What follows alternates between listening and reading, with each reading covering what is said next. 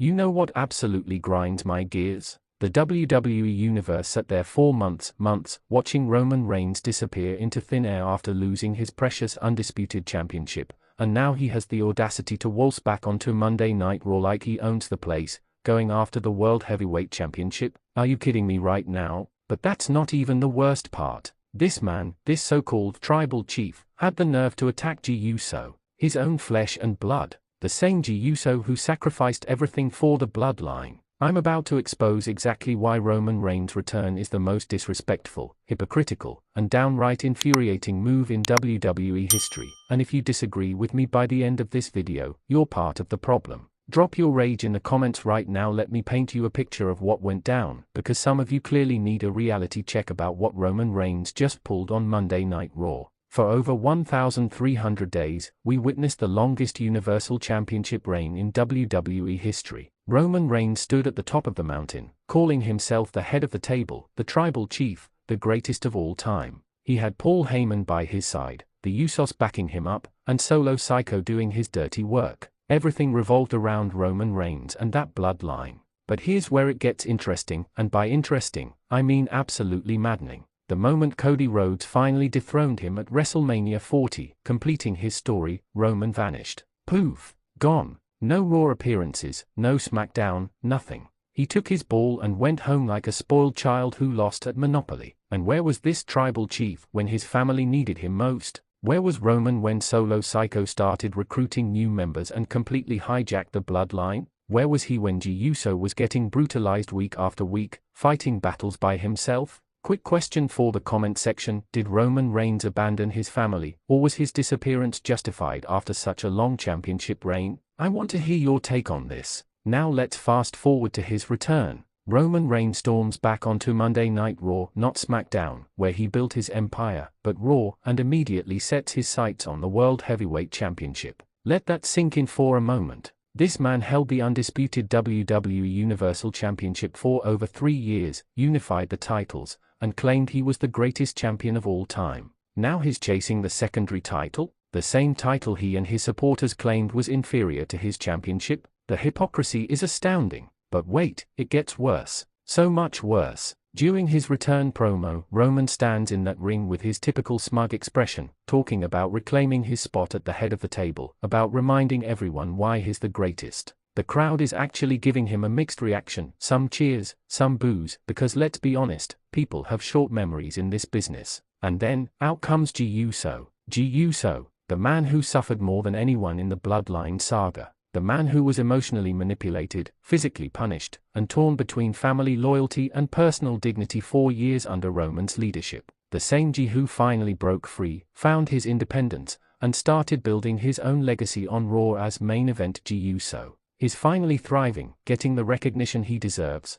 and the fans are behind him 100%. So Jey comes out, and you can see it in his eyes, he's conflicted. Part of him still loves his cousin, still respects the history they have. But there's also anger there, resentment for all the years of being treated as nothing more than Roman soldier. Jey grabs a microphone and does something he's never really done before. He stands up to Roman as an equal, not as a subordinate. He tells Roman that this is his show now, that Raw belongs to him, and that Roman can't just show up and demand everything bow down to the tribal chief anymore. Before we continue, drop in the comments, who had the better character development, Roman Reigns or Jey Uso? This is important for where we're going next. The tension in that arena was electric. You could cut it with a knife. For a moment, it looked like maybe, just maybe, Roman had changed. Maybe he'd acknowledge what Jey went through. Maybe he'd show some respect, some humility after being humbled by Cody Rhodes. Maybe losing that championship taught him something about leadership and family. Nope. Instead, this man, this absolute tyrant, looks Jey dead in the eyes, and you can see the switch flip. The tribal chief isn't interested in reconciliation. He's not interested in making amends. Roman Reigns hits Jey with a Superman punch out of nowhere. The crowd erupts in boos as Jey crumbles to the mat, and Roman isn't done. He's stalking Jey like a predator, and you know what's coming next. He positions him, runs off the ropes, and delivers a devastating spear that nearly breaks Jey in half. The medical staff rushes to check on Jey while Roman stands over his cousin's broken body, raising his fist in that signature pose like he just conquered the world. Paul Heyman is back by his side, looking absolutely gleeful, and Roman exits through the crowd like the conquering hero he believes himself to be. Meanwhile, Jey Uso, the man who gave everything to the Bloodline, is laying in the ring destroyed by the very person he sacrificed so much for. Let me tell you why this makes my blood boil. This isn't just a heel turn or a shocking moment for the sake of ratings. This represents everything wrong with how Roman Reigns has been booked for the past 4 years. The man has been protected, elevated,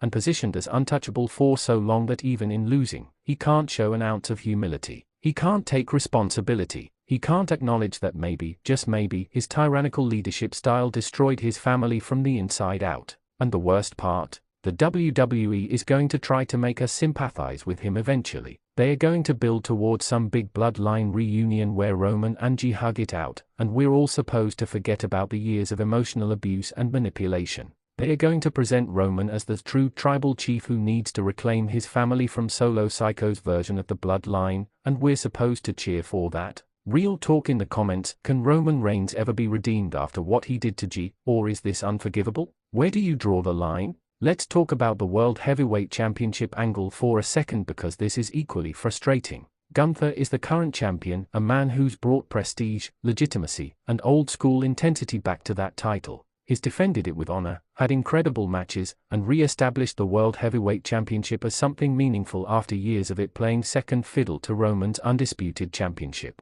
Now Roman wants to swoop in and take that. After everything he said about being the champion, about unifying the titles because one champion was all WWE needed, it reeks of desperation. It screams that Roman Reigns can't stand not being in the main event picture, not being the focal point of every WWE show. And knowing WWE's booking patterns, they are probably going to give it to him because Roman Reigns sells merchandise and moves needle. Never mind that Gunther has earned that spot. Never mind that there are a dozen other deserving superstars on Raw who've been grinding week in and week out. The attack on Jey Uso wasn't just a physical assault, it was symbolic. It was Roman Reigns sending a message that nothing has changed. He's still the head of the table. He's still the tribal chief. And anyone who challenges that, family or not, will be destroyed. It's the same pattern we've seen for years, just with a new title to chase and new bodies to leave in his wake. Here's the bottom line, and I want you to really think about this. Roman Reigns' return exposes the fundamental problem with WWE storytelling over the past few years.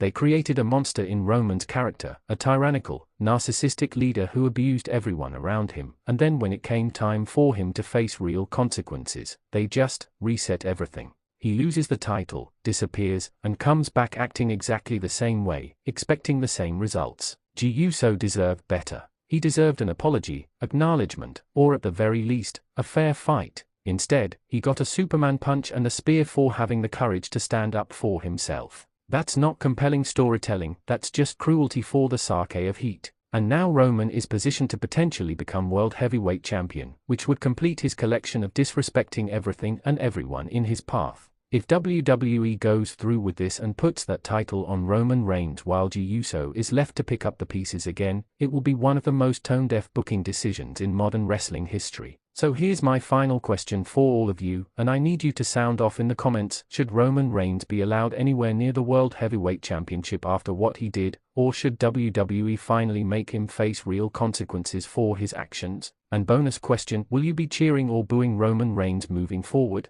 If this video made you as angry as I am, smash that like button, share this with every wrestling fan you know who needs to hear the truth, and subscribe to Wrestling Zone 1 because we're not afraid to call out WWE when they are wrong. Drop your hottest takes in the comments below, let's start a debate. I'll see you in the next one.